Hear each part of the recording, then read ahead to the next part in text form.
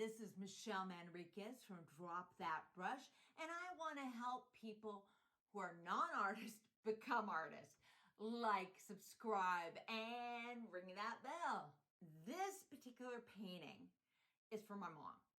It was on a half sheet, so it was really big, and it took a long time, like 10 hours. But I have cut it short down to 10 minutes. And you're going to see me mess up and clean up and try again and draw things. And, you know, this is reality for me. I mess up a lot. But I thought it would be interesting for you to watch it, the whole process, with a bigger sheet. Normally, I'm doing 1/8 of a sheet because I can't do fast enough to get it done.